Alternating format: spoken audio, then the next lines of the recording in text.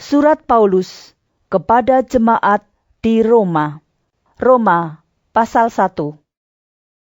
Dari Paulus, hamba Kristus Yesus, yang dipanggil menjadi rasul dan dikuduskan untuk memberitakan Injil Allah.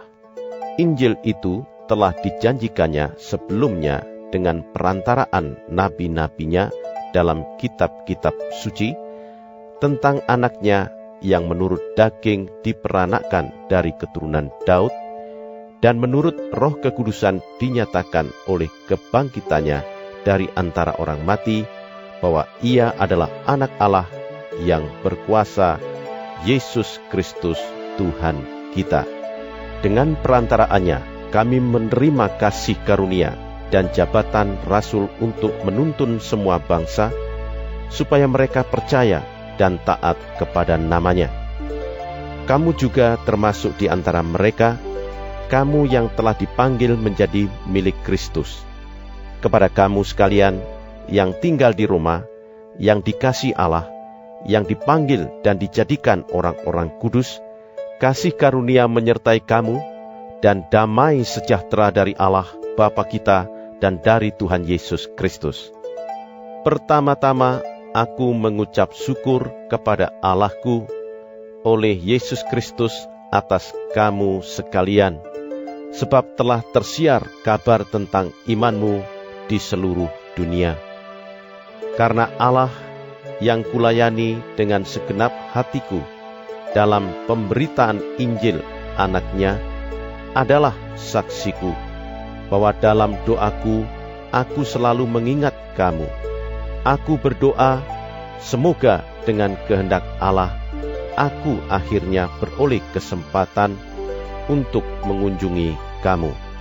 Sebab aku ingin melihat kamu untuk memberikan karunia rohani kepadamu guna menguatkan kamu, yaitu supaya aku ada di antara kamu dan turut terhibur oleh iman kita bersama, baik oleh imanmu maupun oleh imanku. Saudara-saudara, aku mau supaya kamu mengetahui bahwa aku telah sering berniat untuk datang kepadamu, tetapi hingga kini selalu aku terhalang, agar di tengah-tengahmu aku menemukan buah, seperti juga di tengah-tengah bangsa bukan Yahudi yang lain. Aku berhutang baik kepada orang Yunani maupun kepada orang bukan Yunani, baik kepada orang terpelajar maupun kepada orang tidak terpelajar. Itulah sebabnya aku ingin untuk memberitakan Injil kepada kamu juga yang diam di Roma. Sebab aku mempunyai keyakinan yang kokoh dalam Injil, karena Injil adalah kekuatan Allah yang menyelamatkan setiap orang yang percaya. Pertama-tama orang Yahudi, tetapi juga orang Yunani. Sebab di dalamnya nyata kebenaran Allah yang bertolak dari iman dan memimpin kepada iman, seperti ada tertulis, orang benar akan hidup oleh iman. Sebab murka Allah nyata dari surga atas segala kefasikan dan kelaliman manusia yang menindas kebenaran dengan kelaliman. Karena apa yang dapat mereka ketahui tentang Allah nyata bagi mereka, sebab Allah telah menyatakannya kepada mereka. Sebab apa yang tidak nampak daripadanya, yaitu kekuatannya yang kekal dan keilahiannya, dapat nampak kepada pikiran dari karyanya sejak dunia diciptakan, sehingga mereka tidak dapat berdalih. Sebab sekalipun mereka mengenal Allah, mereka tidak memuliakan Dia sebagai Allah atau mengucap syukur kepadanya. Sebaliknya, pikiran mereka menjadi sia-sia dan hati mereka yang bodoh menjadi gelap.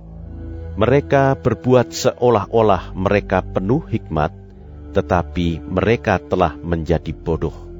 Mereka menggantikan kemuliaan Allah yang tidak fana dengan gambaran yang mirip dengan manusia yang fana, burung-burung, binatang-binatang yang berkaki 4, atau binatang-binatang yang menjalar.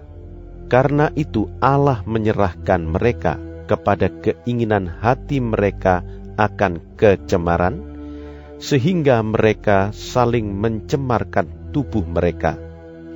Sebab mereka menggantikan kebenaran Allah dengan dusta dan memuja dan menyembah makhluk dengan melupakan penciptanya yang harus dipuji selama-lamanya.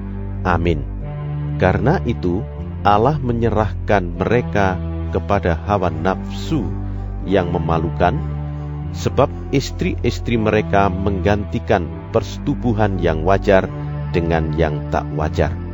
Demikian juga suami-suami meninggalkan persetubuhan yang wajar dengan istri mereka dan menyala-nyala dalam berahi mereka seorang terhadap yang lain, sehingga mereka melakukan kemesuman laki-laki dengan laki-laki, dan karena itu mereka menerima dalam diri mereka balasan yang setimpal untuk kesesatan mereka.